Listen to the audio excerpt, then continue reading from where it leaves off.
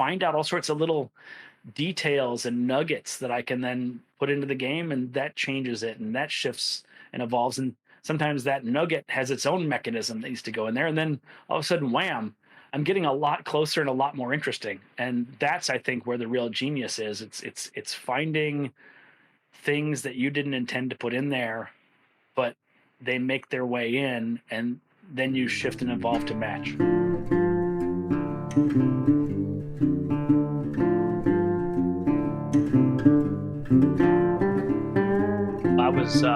I was very lucky. I grew up in a household that valued games.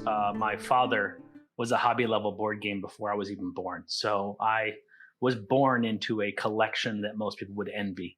Wow. There were two things that my parents said were never going to be not available, and that was games and books. So I had those two things growing up in plentiful amounts. So I was indoctrinated in the hobby very early, and I've loved it for a very, very long time. I didn't really make a push into designing my own until the pandemic, like a lot of people, where um, I was at work a lot as an essential worker, and I was kind of burned out a lot. Hmm. Um, but as an essential worker, there was a lot of downtime. I just had to be present, not necessarily actively doing a lot of things because of the lockdown. So, um, based on that, I started kind of like putzing around and checking out game design podcasts and learning things, and then eventually, as the pandemic wore on and on and on and on and got worse and worse, there was a breaking point for me where I didn't feel safe. I didn't feel valued. And I kept coming home at night very unhappy and miserable. And my wife said to me one day, she's like, you could just quit and we could take a little sabbatical and you could just do something else, whatever that is, for a while. And I'm so blessed that she supported me. So we had a conversation. She's like, well, what would you do? Because you can't sit around doing nothing. You can't sleep in every day. You got to like be productive in some way. And so um, I said I could design games. She's like, good, go do that. Because we like to play games. I indoctrinated her as well. So she loves the hobby as much as I do. In some ways, more for the heavier stuff, but I'm a more omni gamer. Um, and we had a conversation, very frank discussion. She's like, well, you can take this much time off, and then we'll have to reevaluate. She said, but our goal is to retire in a couple of years. So if designing a game is fruitful, if you're able to like get one signed, that would be a sign that we're moving in the right direction, and that would be what could potentially be long-term return on investment for this time. So she said, if you can get one game signed in 1 year, then I'll let you keep designing games as long as our financials work. And without going into detail what our financials are, it did. So I got my first game signed in a year, and then I had my second game signed a couple months after that. And then I had my third game signed a couple months after that. And so it's just kind of like it's been snowballing. And as of right now, only one of my original batch of designs is yet unsigned, and it's in the hands of a couple of publishers who just haven't pulled the trigger yet. So I expect that one also to be signed at some time in the future. And now I'm currently trying to rebuild my quiver back up, trying to get more games built and finalized so that I can start pitching those this season. Yeah, fantastic. That's a really impressive track record. Like for me, I've got so many games that I would shelf at some point and be like, okay, let's move on to something else. Maybe I'll come back to it, maybe not. But getting, like you said, all but one signed, right? Yeah. Is crazy impressive. I think I'm in the 20s for sure of prototypes, and then I think about 4 signed. So it's like a much lower hit rate. But Well, don't misunderstand me. There are lots of projects that got shelved, put away, that didn't make it to the end of the line. These are the games that made it to the end of the line. oh, When I I see. felt that they were finished enough to be worthy of pitching, those are the ones that I consider to be done. I Everything see. else is a work in progress. I've got probably, 50, 60 designs that will be looked at again next year, but are being shelved until then. They're just not. They didn't have what it takes to make it to the final round. Let's put it that way. I see. I see. So in that case, it is not as impressive as I thought. uh, no, it is crazy, and it's really cool that you know your work is just coming to fruition, and it's really amazing that Yeah. we just played your game Wine Cellar, right? Is that the name of the game? Yes. Yeah, and I absolutely loved it. It's such a simple core. Is I'm that so glad. yeah? Is that the type of game that games that you're focused on, or do you also make heavier games? What's your goal when you start designing a game? That's a very good question. I would say that that is probably lighter than most of the games that I like to design. I think I'm in that gateway plus category.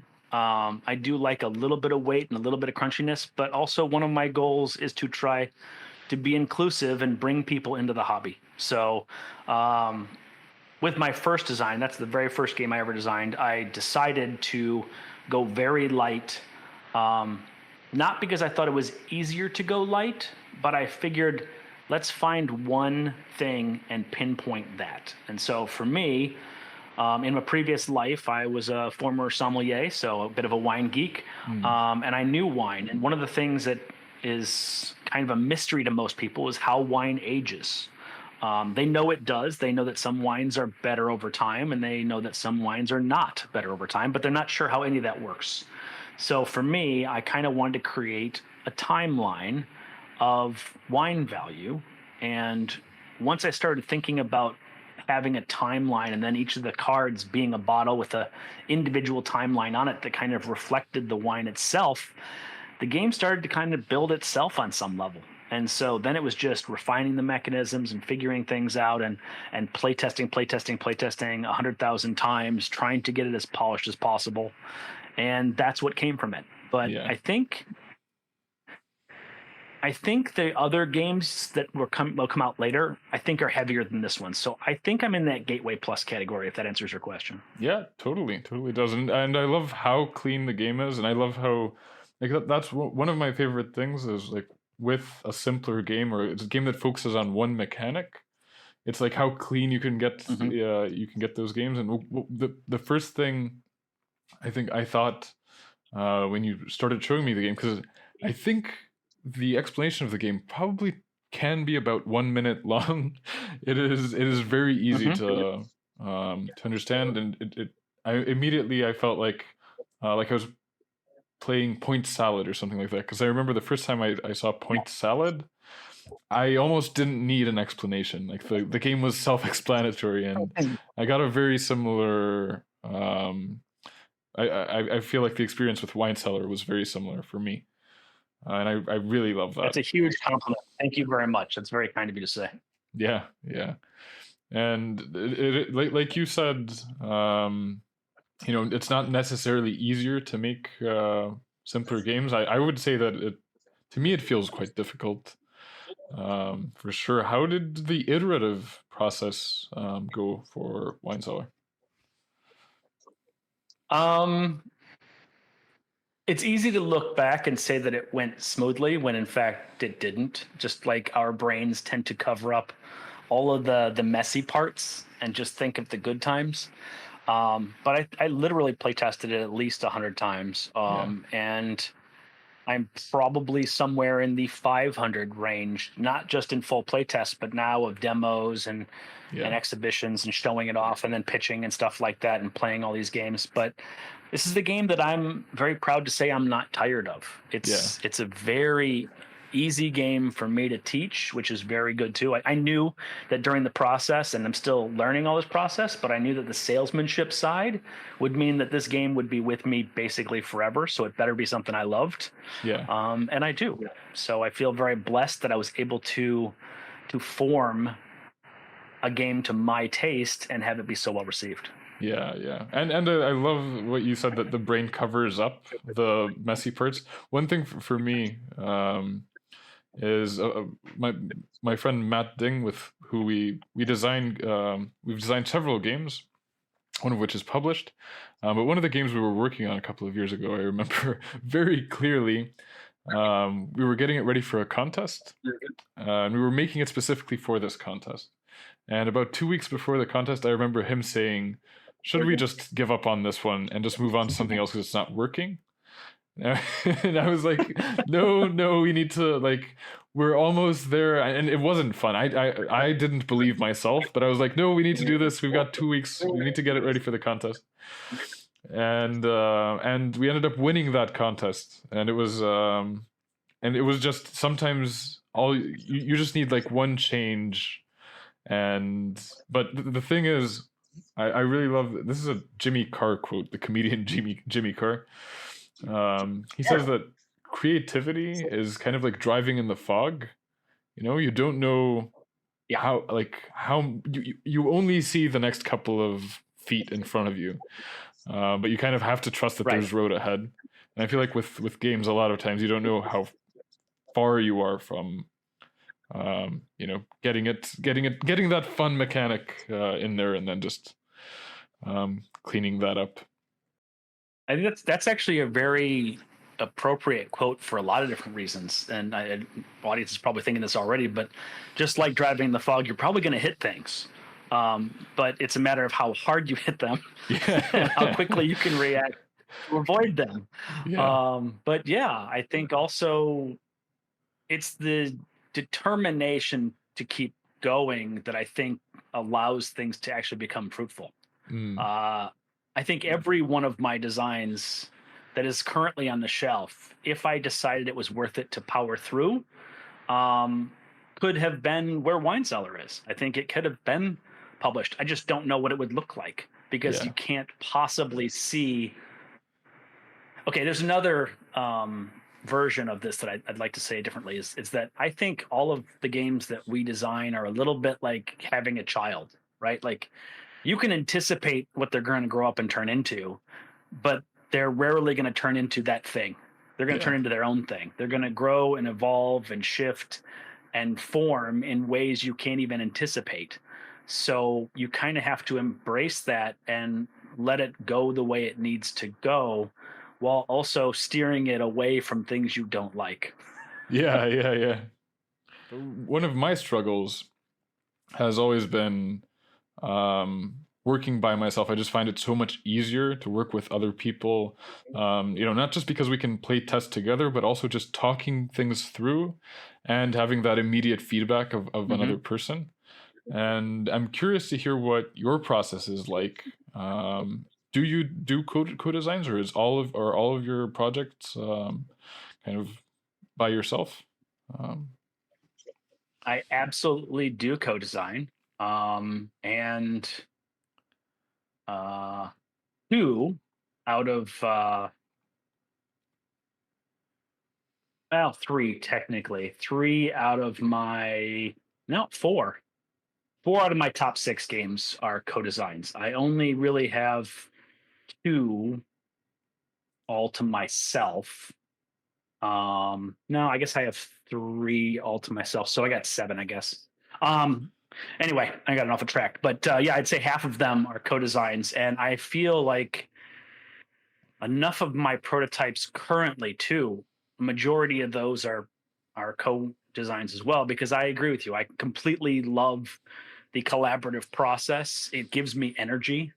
And when I feel like I'm a little bit slow on something or not quite getting it, yeah. co-designer can pick up slack and help me move it forward. And then I'll get inspired again, and then I can move it forward. And it becomes this two people pedaling the bicycle rather than one. So I feel like that's a whole lot better. And it feels a little less myopic, a little less center focused. Like a game that you create is going to go out into the world and hopefully be shared with a ton of people who will never see your face, never shake your hand, and never talk to you. So it kind of has to be the game that they want or looking for and can get passionate for, or it'll get purchased once and then put on a shelf and rot and then be handed down in a garage sale somewhere, which is not a bad way for things to go, but I want my games to be loved. And if that's the case, if it's too much me without the rest of the world's input, which is I think the beauty of what playtesting is, it's the rest of the world giving its input on how to make the game better, then it's not going to resonate. If it's only a game that I'm going to love and nobody else, then I'm building it for myself and I don't need to publish it. Yeah, yeah, for sure. And I think a lot of people say, design the games that you want to play. I think that's true, but at the same time, I think there's so much of the reason, at least for me, is for spreading that, like, something which I feel is fun. And in order to do that, you need to figure out a way to make it fun for everyone, or not everyone, but the people who your target are audience. Yeah, exactly. Yeah. But I think that's a core belief system in people who design games, is that they want to bring fun out into the world. And yeah, we have our own individual tastes of what fun is, and whatever you design has to be true to what you think is fun, or at least what you anticipate to be fun. But sometimes fun can be found in ways that you didn't expect. Yeah, yeah, for sure. Well, there's lots of examples of that. I love it when I find a game, and on my podcast I do pretty often mention these same names of games. So I'm also careful not to do it too much. But I love it when I find a game like The Crew, that, like, just a small twist, and then makes the fun a totally different thing, in this trick taking mechanic that's been around for centuries, or a game like The Mind, that's same thing, finding fun in a different way. But also, what's important about both those games is that they're incredibly accessible. There's a place for heavy games, and in fact, my wife likes the heavy games more than anything else, so we buy more heavy games than we buy light games. But I feel like it's important to have both of those in your collection for those nights where you have people over, and conversation can sometimes start to drag, and a game can reopen arteries and create joy and laughter and sharing, and then those create story times that may not have gotten discussed otherwise, which I think is great too. And I think getting people to connect is another one of the core values of game designers. No matter who you talk to, they want people to interact with their game, but also with each other. And so having that thought process run as a current through the game design process is increasingly valuable, versus getting a little more into the nitty gritty and trying to be clever.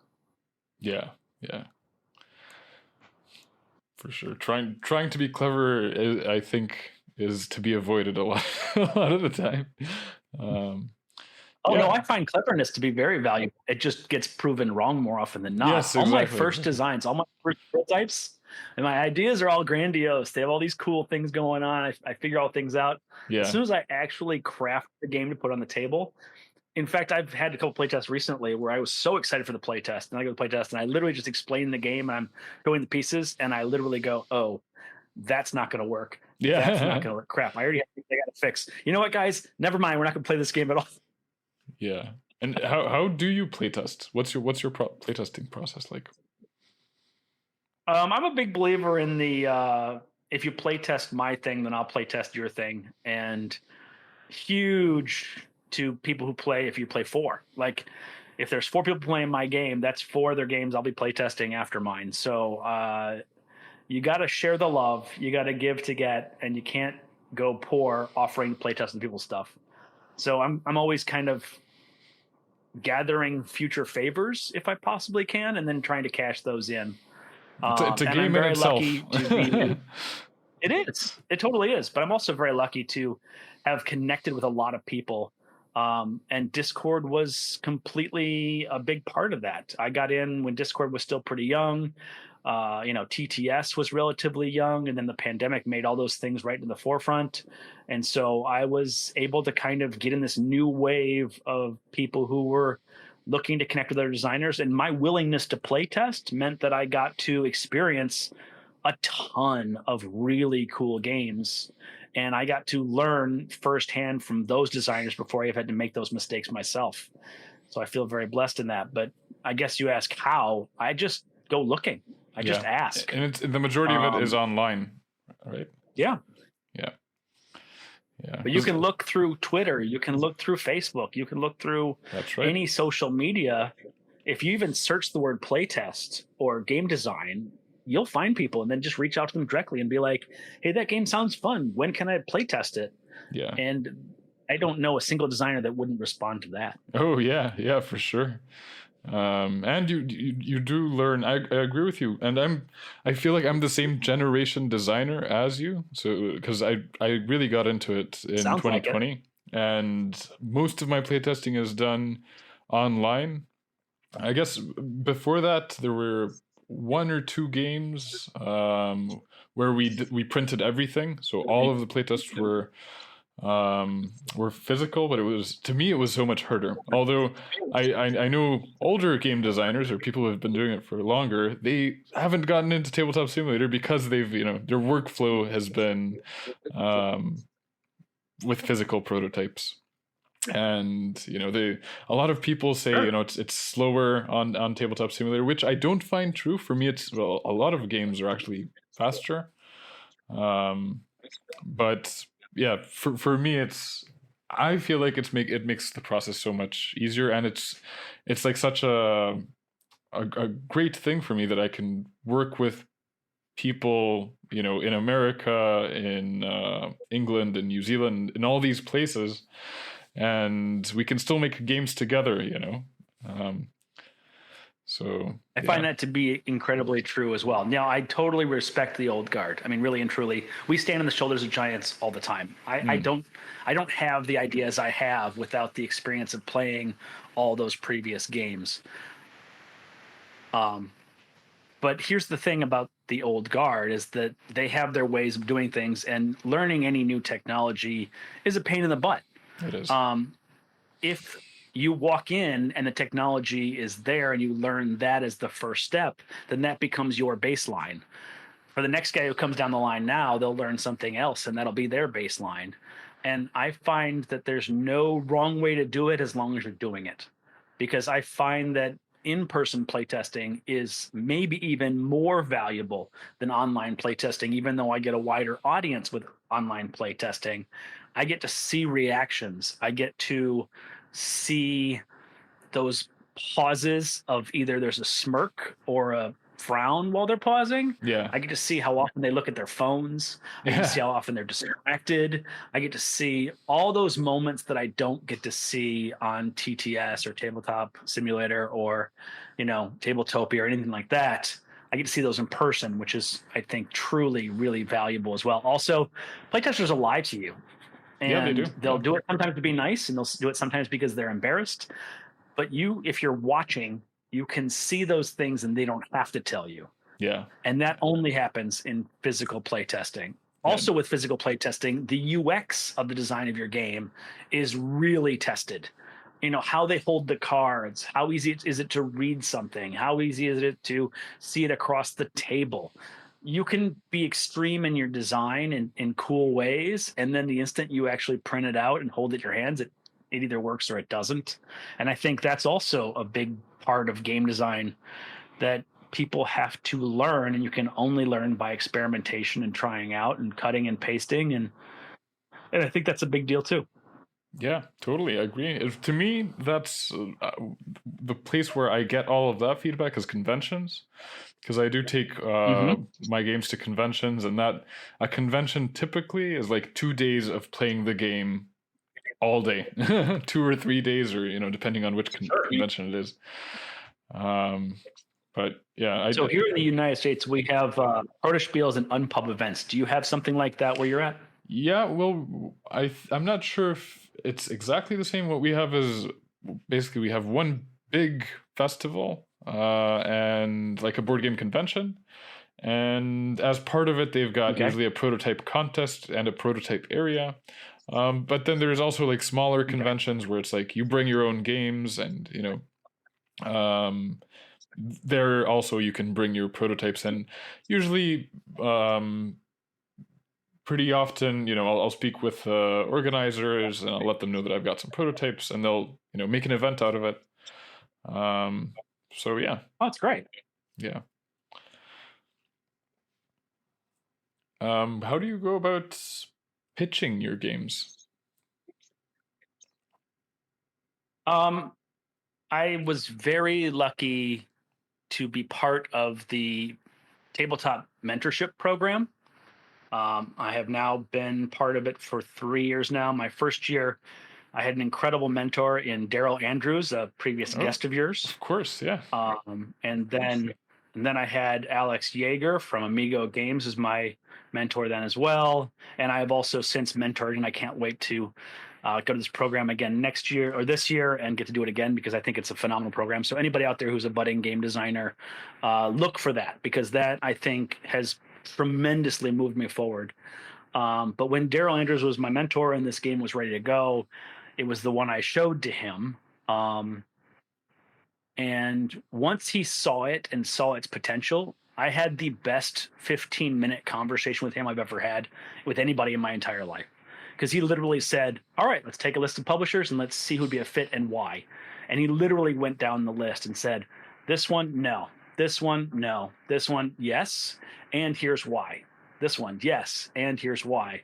And that was not only the best thing that could have possibly happened to me, it taught me on how to evaluate publishers for the game, not just evaluate the publisher and hope he likes my game or Yeah. she likes my game, right? Like, I think that it is a partnership. So you have to see how your game fits in their catalog, but also what attracts that audience to that publisher. Is that the audience for your game, right? Because that's how a publisher looks at it, is like they know their audience, they know the people that buy their games, they know their email list, they know all the things they're putting out have that person in mind. Does this game also fit that person, which means it's a sale they can make. Yes, it also helps if it has more reach than that or can go better places than that, but that's where they come from a core thought process. So if you can if you can reverse that thought process and put yourself in their shoes and evaluate your game before you even send that first email, you are way ahead of the program. And if you can speak to that in that first email, that will open their eyes in a different way than most people are capable of doing. I think that is the secret on some level. Now, there's also the thought process that publishers don't know what they want until they see it. So I'm not saying you shouldn't also send emails to people who it isn't a perfect fit for, but I also think it's important to do a hierarchy, right? Like have your first round, have your second round, have your third round, put them into tiers, and then send it out that way as well. Say, okay, this is the absolute perfect person for this game, and maybe you have a top three. Let's send those emails out first. Yeah. And if you can meet them at a convention and have a one-on-one conversation with them, shake their hand, ask them about their games, ask them anything about themselves, get to know them on some level, then you're even further ahead of the game before you ever send that email. So I would say even people who are budding designers, go to conventions now, even if you don't have a finished product to show, and just meet and talk, exchange names, like so that when they see your name in the email, they'll have a faint remembrance and hopefully a positive interaction of that name and at least open the email. It's Yeah. funny how some publishers that I thought were perfect fits for some of my games, I sent emails and did follow up emails like a month or two later. And I'm not a pest, so I'm not going to keep sending them. But I literally had a publisher I'm not going to mention open my email a year and a half later for Yeah. some reason. They were cleaning out their inbox or whatever, and they found it. And they were like, "Oh, this wine cellar game could be great. Is it still available?"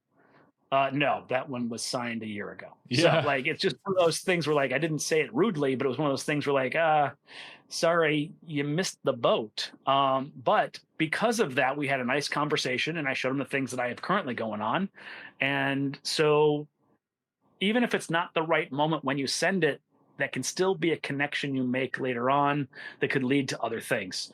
So always move forward, slough off the stuff that doesn't matter or fails, but don't be discouraged and You got to keep working forward, but always be pleasant, always be positive, and always think to the future. Yeah, perfect. That is such good advice.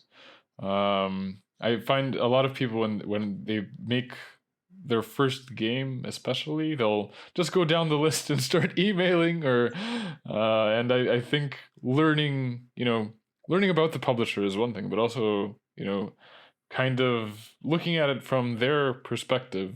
Who is the game for?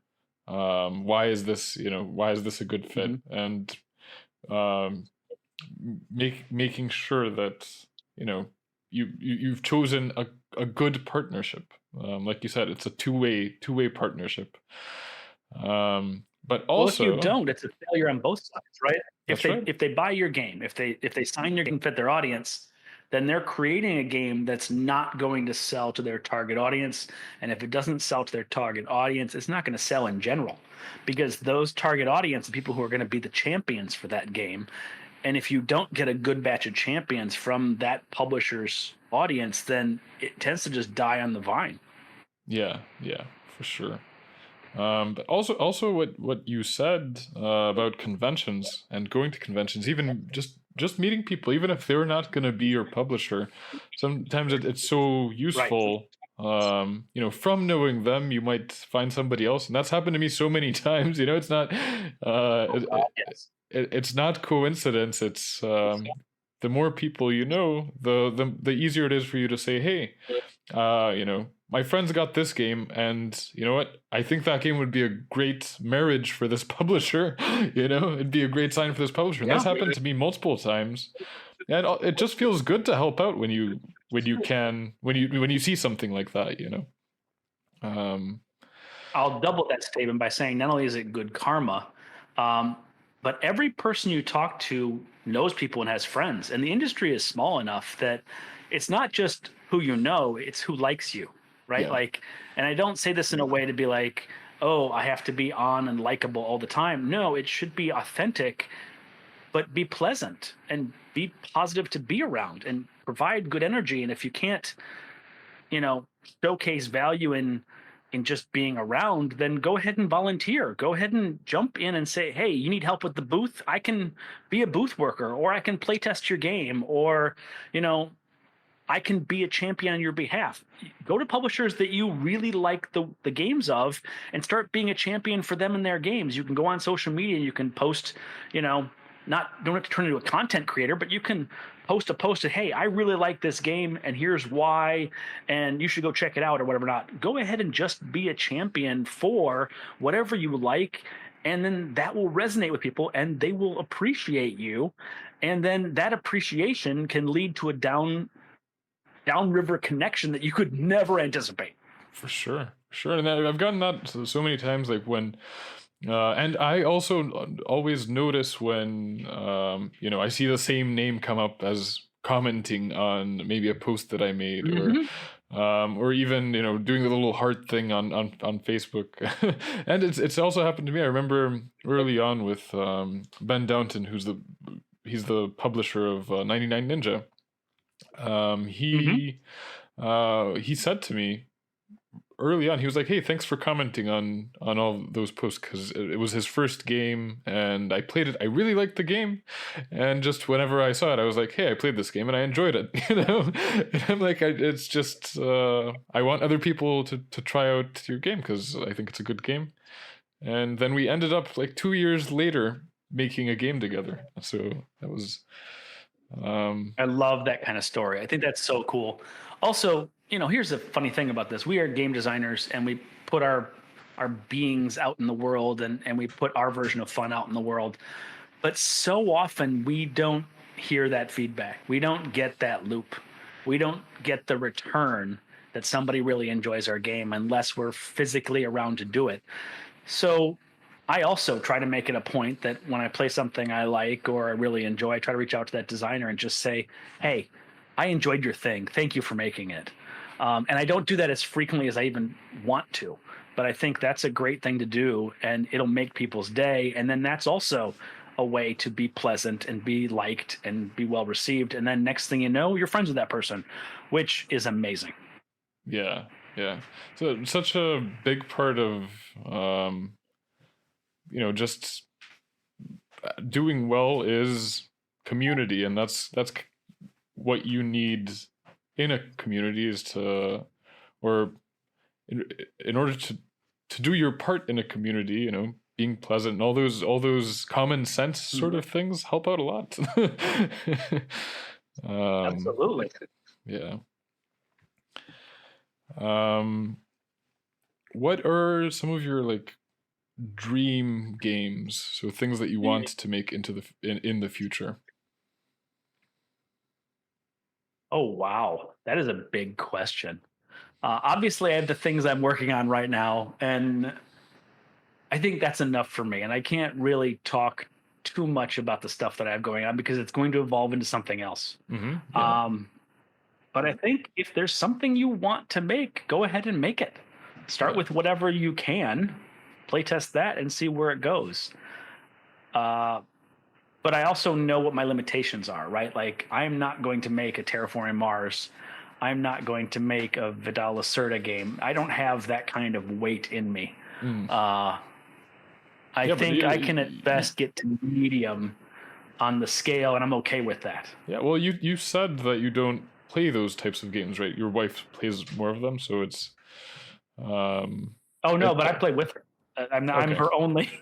Okay. I'm the only person she plays with, not. So based on that, I play the heavy games that she likes. Yeah, but But you're not as I am in, attracted to those types of games from what I understood, or did I misunderstand? oh no, I'm an omni gamer. I'll play Okay. just about everything.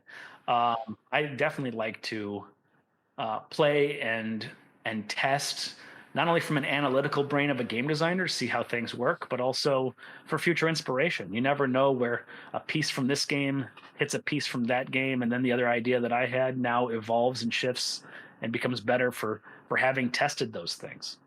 Yeah. Yeah, for sure it does. What are some of your um favorite mechanics, or do you have things that you will always enjoy um playing and seeing in different forms? Yeah, that's a great question, and I think I'm always fascinated by auction systems, and I know some people cringe at that, but I like games where things can be subjectively valued, right? Like, so I can value something more than you do, and you value something else more than I do, which is one of the reasons why the client cards exist in my wine cellar game. Like, I like that you have targets and somebody else has targets, and sometimes those overlap and sometimes they don't. But I think that's true to life. I feel like that's a microcosm of the way things are in the real world, where I have personal preferences, whether they be food or drinks or stuff like that. When I go to a restaurant, I get to order the thing that I want. Um, so I think that that's interesting when it's put into a game format and becomes competitive and becomes a resource fight. I think that's so interesting. Um, I'm a huge fan of worker placement and I'm a huge fan of engine building because those two aspects, although not the same, are complementary. With worker placement, you're putting something out there to claim it and get a resource back, and you're blocking somebody else from that. But I think when you think of engine building as well, you're prioritizing something that moves things into the future in a direction that you want them to go. Worker placement is doing that a little faster. You get the return on Dopamine. investment. Yeah. What's that? The dopamine hit of immediately, when you place that worker, getting those resources or blocking the other player from that action that they need. So you get a quick dopamine Yeah, hit. Um, absolutely. So those are two other mechanics that I really love. Of course, I can't think of all the ones that I love at yeah, the of course. moment. I'm a geek for trick taking. Actually, I think that mechanism is one of the most accessible kind of games in the world. Um, I mean, you look at people who play hearts and spades and stuff like that, and it's worldwide and it's influenced everywhere, and everybody knows it But there's also a renaissance in trick taking games right now that I think is really cool, Yeah. Well, I remember at where Essen, designers are. this year at Essen, Rebel Princess, the new like big trick taking game. I wanted to get it throughout the whole convention, and it ran out immediately, you know. And it's when you have like one of those nice twists on trick taking, I think that that's very accessible, but also it's just so it's such a fun mechanic. It is fun, and I think that that's really cool in a very weird way. But also, I love that designers are taking that and putting some really interesting spins. There's some really cool games coming out, and some really interesting small tweaks that make big changes. So I think that's a great mechanism. I'm also a huge fan of moving up on tracks and triggering bonuses and combos. I think that's another cool thing that's going on right now. And I really like what that does. I've got a couple different games I'm designing that uses some of that stuff. Um, I love polyominoes because fitting things together is very satisfying. So that's another thing I like. Card drafting is great because it's like, do I want this now or can I wait till later? Um, how badly do I need this? Do I need to take it so that somebody else can't get something? I love that mechanism. Uh, Roll and rights is another one that I really like Hmm. because my wife and I like to travel a lot, and roll and rights are the best travel games. Not necessarily the best games, but if you're going on a road trip, or you're going to be on a plane, or you're going to be on a bus, or you're going to be even on a boat somewhere, or hanging out on the beach, I think a sheet of paper that's laminated with a dry erase marker, some dice, and some cards is a wonderful, wonderful thing. And I love that all these games are getting roll and write treatments, even if I don't like them. I just think that's a great thing that happens in the world. I could go on and on. I don't want to keep going. So there's No, that. yeah, no, it's fantastic, and there's a lot of overlap. Like same with me. I love the feeling of progress that you get from engine builders, and our like same thing with moving up on tracks and worker placements and roll and rights. It's cool that all what I love is I love a good mix of two mechanics. I love it when I see a game that's like Of this course. this meets this, and it's like, oh, what'll happen then? you know. um I believe that's the definition of creativity is taking two things and putting them together and seeing what happens. yeah, yeah, for sure. What what inspires you most to make games? And probably the follow-up question will be, how often do you play published games? So like not playtesting, but um, finished Oh, games. I try to make sure I'm 50-50 split on that. I want to make sure that I am seeing all the things that are out in the world that are done well. Um, Not only to see what the cool new thing is, but also the, the details of the production and how things fit together well or don't do well, but also to evolve and understand myself better. What do I like and why? Um, I can learn that a little bit by playtesting prototypes, but I'm going to learn more about the game design process during prototype testing, whereas I'm going to learn more about what I want or what works from a published design. So I think it's important to have both. Um, I forgot the first part of the question. I'm sorry. First part of the question was what inspires you. It was I just asked What two inspires questions. Yeah. you? I think inspiration can come from anywhere and nowhere. I think there are things that we are attracted to, and you know, I love travel, so travel is something that when I'm traveling around, I like to see the history of things or how things evolve or local cuisines and tastes and flavor profiles and um, architecture and craftsmanship and art and stuff like that. And so all those things can be themes for a new game design.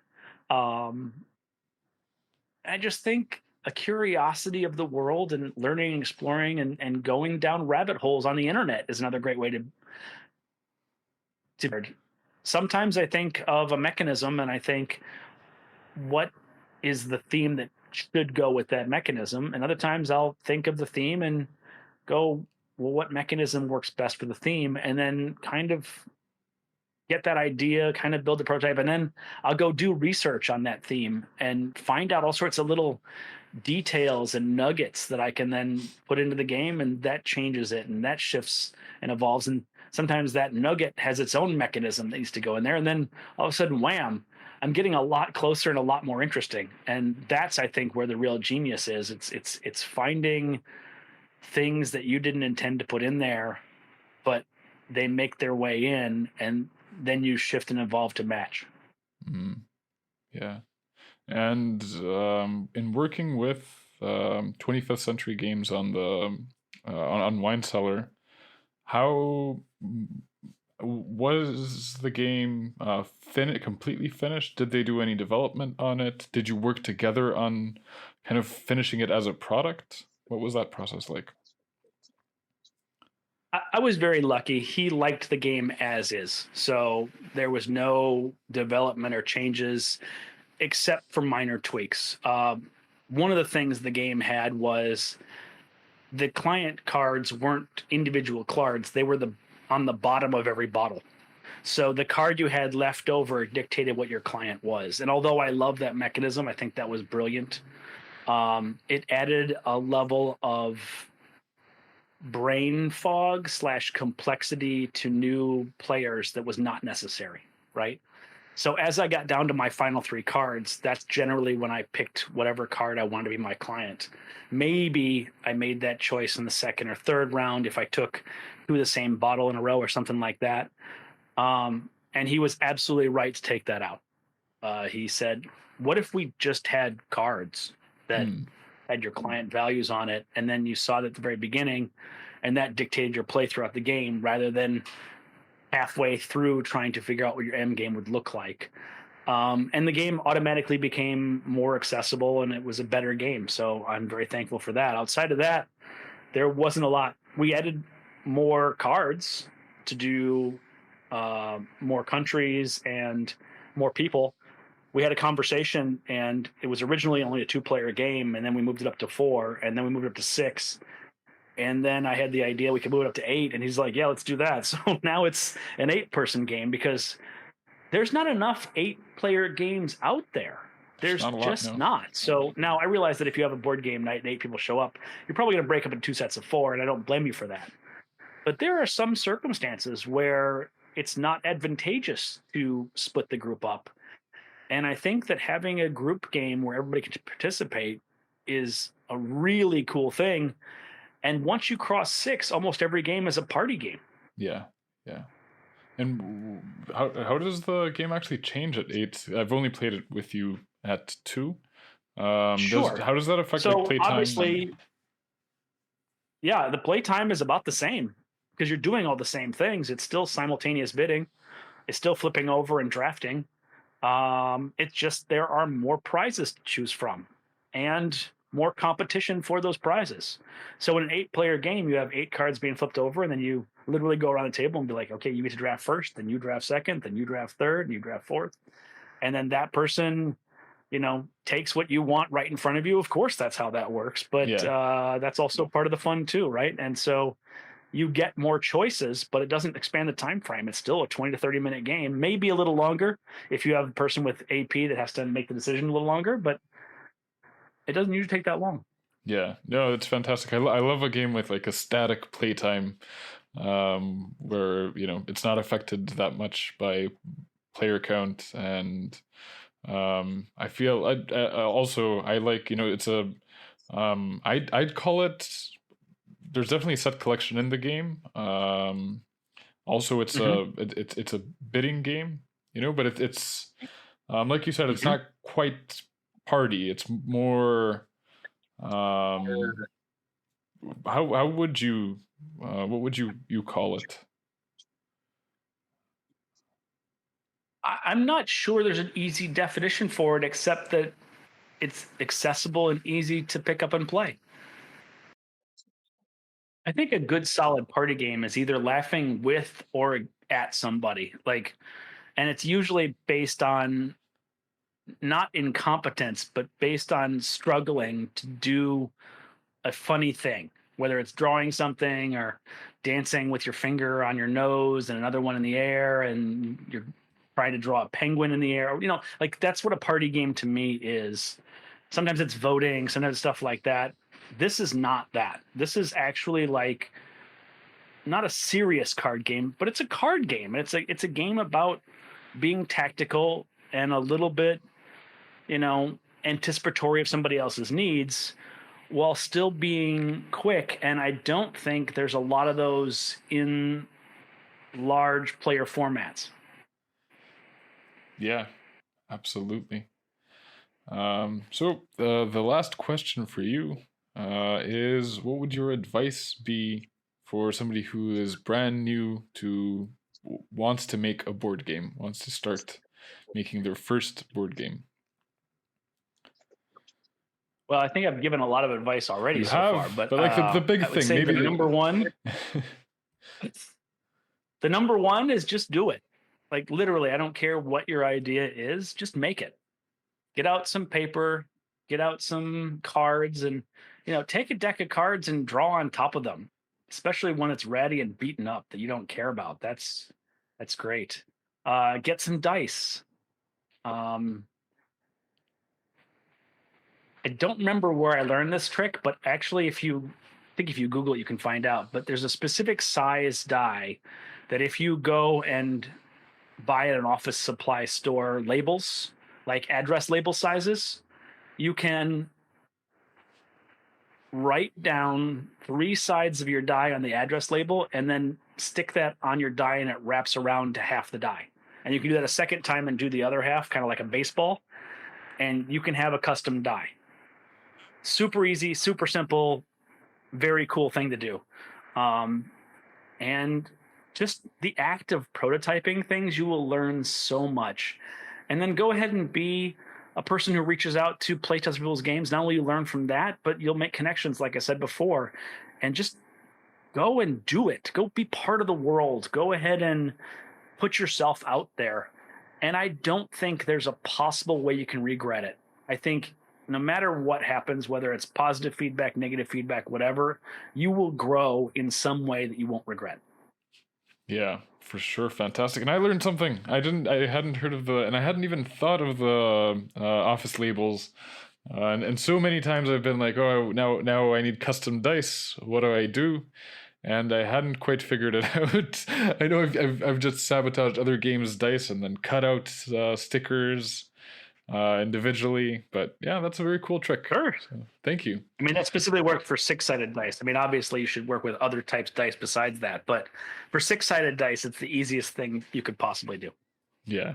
Awesome. Well, thank you so much for your time. And I definitely recommend your game to people who are listening to try it out when it's out. When will it be out? I think he's going to do a Kickstarter in April as part of a 4-game package. And you can either buy the 1 game, the 2 games, the 3 games, 4 games, whatever. But apparently, he said that people who like my type of game will like the other types of games that he's putting together with. So he's created a target audience in his brain, and with that, he's put the package together. And then we're hoping it'll be in people's hands by, well, maybe I'm hoping this, but by Christmas, because I would love to that be out there in the world and stuff like that, and maybe even sooner. I'm hoping sooner. Obviously, I'm hoping everything is as soon as possible, but Yeah. that's the hope. All right, awesome. Well, thank you again. And that is the end of the podcast.